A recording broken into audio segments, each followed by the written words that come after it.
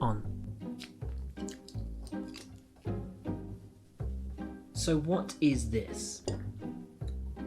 Basically, for 20 years, I've been the one asking the questions. But in all of your comments, it's pretty clear there are a bucket load of questions that you guys want to ask too. So I'm going to do my best to answer them. That's it. Simple.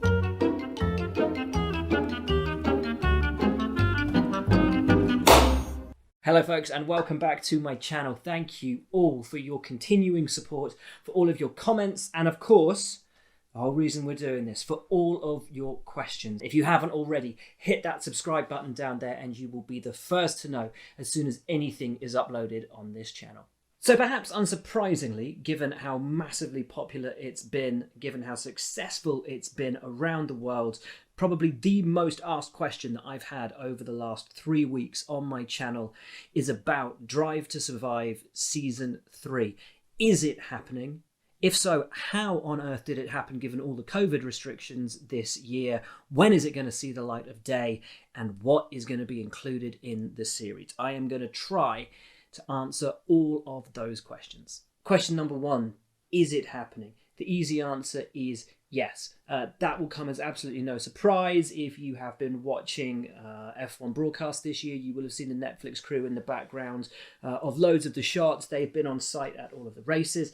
I've been doing interviews. I posted that on Instagram. So it's no big surprise that season 3 will be back, that it's been produced all year and it's in post-production at the moment. The team behind it is the same as it's been from day one. That's Box to Box Productions, being led as always by Paul Martin, who returns as executive producer, responsible for the fantastic Diego Maradona documentary, and of course Drive to Survive as well. And he'll be joined in that exec producing chair, as ever, by James Gay Rees, who is responsible for Amy and Senna, and my personal favourite, Supersonic, the Oasis documentary.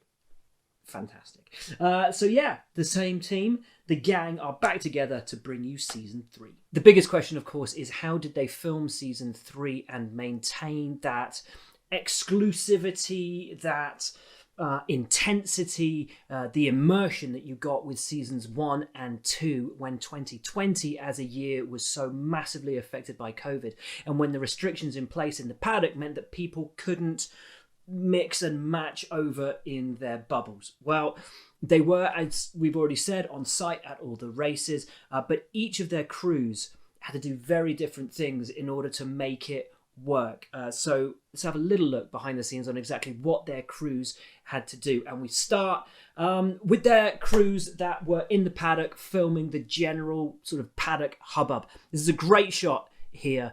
So there you go, on the boom mic for distance and to get in on all those secret conversations, and then shooting from a distance, producer there as well. So all the time staying good to the COVID protocols.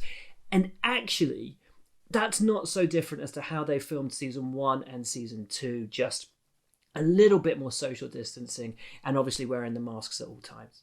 Now, there's a really good way that you can actually pick out which of the Netflix crews and which, actually not just for the Netflix crews, but for anyone that's filming live and anyone that's filming kind of feature-based stuff that's going to go into post-production. It's all to do with the kit that they're using. Now, this is my mate Alex Chiari, who's a freelance camera operator and does an awful lot in MotoGP and Formula 1. He, like pretty much every live cameraman in the paddock, is using this Sony XD Cam broadcast camera, which has got an RF unit on the back, meaning that it's broadcasting live.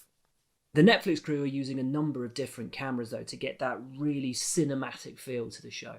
So this is a shot from last year at the Nürburgring, where the guys are using what I believe is a red Epic camera, and it's being held on a DJI Ronin. Up the top there, that's the Blackmagic monitor, and the whole thing, that whole setup, is almost always used on that stabilizing easy rig. Here's another shot from last year, and the guys are using a Sony FX9 right there with some supporting handles for when it's on the shoulder. They also use an FS7. Pretty sure I've seen an Arri Amira every now and then. And they use some lovely lenses as well. Cine Zooms by Fuji and Canon, Primes by Zeiss, Canon, Arri and Cook. Some beautiful broadcast lenses, some beautiful photography lenses, all of which give them this incredibly deep, rich palette to play with when it comes to putting the show together. Now, how did it work with COVID in 2020? Because as we've said, one of the things that made series 1 and 2 so successful was how immersive the experience was and how close to the center of the action the crews were able to get. Well, this photo actually holds the clues. Now, this is a photograph from Silverstone last year, and there in the background are your Netflix crew covering general paddock content. They have to stay paddock side, only paddock side, and maintain social distancing. But it's in the foreground that I want your attention. That is James Moy, brilliant F1 photographer, responsible along with his agency for the images on my website and the ones I'm using here. But Moisey, as you can see, is in Renault team kit. Why? Well, the reason is that James is Renault's official photographer. So in order to be in with the team, in their garage in 2020, he travelled with the team, he stayed with the team, he ate with the team, he lived his life in 2020 with the Renault F1 team. And so to avoid any confusion, he stayed all season long in his Renault F1 team kit when he was in the paddock. The same is also true for Netflix. Just as for seasons 1 and 2, before any racing on track even took place, Netflix had already spoken to the teams and agreed in advance which races they'd be spending with whom. But it was even more important this year because the teams who would be immersed in the middle of those teams and given access to the garages had to travel together, they would stay together, they would be a part of the team. And that meant, they had to wear team kit too. This is James Routh, who was with McLaren. I think this shot's actually in Austria right at the start of the year. And he was with McLaren for quite a bit of the 2021 season. So essentially then you've got your two crews based with their individual teams and your roaming crew. And that's pretty much actually how it's been since day one. Obviously though in 2020 with much tighter restrictions around where they could go and what they could do. Now obviously you're never going to have a crew with every team and then 2 or 3 roaming crews. As much as that would be perfect because you cover every eventuality, financially it's not feasible and the teams would never allow that kind of access on every single weekend. So it's always risky, but it's an inherent risk with making this kind of TV program that you're going to miss certain things, especially so under COVID restrictions. That's why there are small elements of poetic license that have to be taken here and there. A couple of frames dropped into a storyline about Spa, for example, that show us the paddock in Monza or Austria or wherever it might be.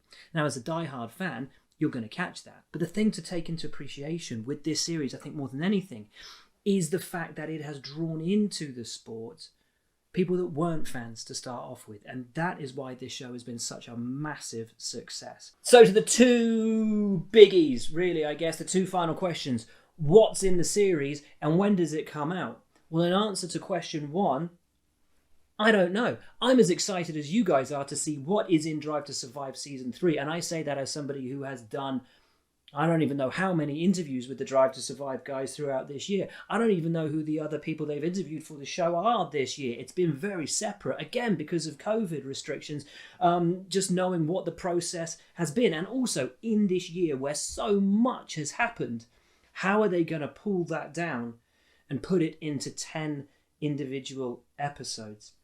It is true, though, I don't know what goes into it. From what I say, I don't know which bits they're going to use. I don't know how they're going to use it. So it's as much a shock to me when it goes up as it is to anybody else. One thing I can tell you is that everyone working on this series thinks it's the best one they've ever done. And that's not only because the storylines are so incredibly strong, but because of the consistency from episode to episode. There really isn't a lull in season 3. They are just so keen to get it out there and so excited for everybody to see it. And when are they going to see it? Well, the easy answer to that is probably about the same time as for season 2 and for season 1, which is the end of Feb, start of March, and that pulls beautifully in the run-up to the start of the 2021 season. Testing, of course, getting underway in Bahrain on the 12th of March. So a late Feb, early March launch on Netflix for Drive to Survive Season 3 would make a